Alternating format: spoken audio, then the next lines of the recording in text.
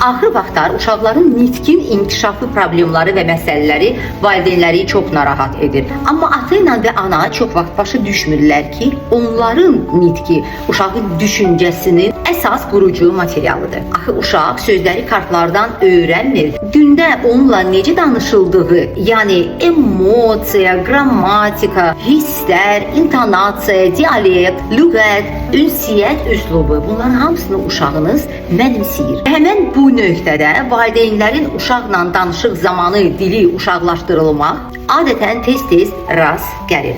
Misal üçün, yeməyə am-am, nyam-nyam deyirlər. İtə hav-hav demək, maşına bibika demək, uşağa lələ demək. Bunlar hamısı uydurma ifadələrdir və uşağın real həyatın bir təsviri formalaşmır. Yəni uşağın beyni real nitq modellərini almır. Təbii ki, bu sistemli şəkildə inkişafı zədələyir. Nitq düşüncənin təməlidir. Nitq və düşüncə paralel inkişaf edir və çox vaxt 4 yaşlı uşağın anası gəlib bizə deyir ki, uşağımın nitqin ləngiməsi var. Xeyr xanımlar, xeyr atalar.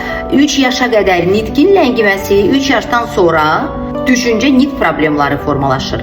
Nitq nə qədər zəifdir, düşüncə o qədər primitiv olur. Hörmətli valideynlər, nitqi sadələşdirməyin, uşaqcasına danışmayın.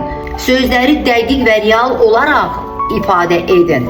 Çünki nəticədə zəif söz bazası, cümlə qurmaqda böyük çətinliklər, sözlərin yanlış istifadəsi və rabitəli nitqin gec formalaşması.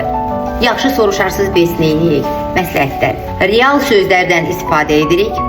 Sözlərin mürəkkəb olmasından qorxmuruq.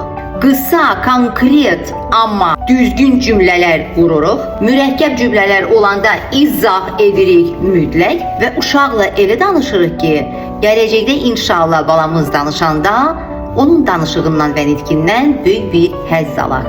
Bizim hamımıza həmişəki kimi böyük uğurlar.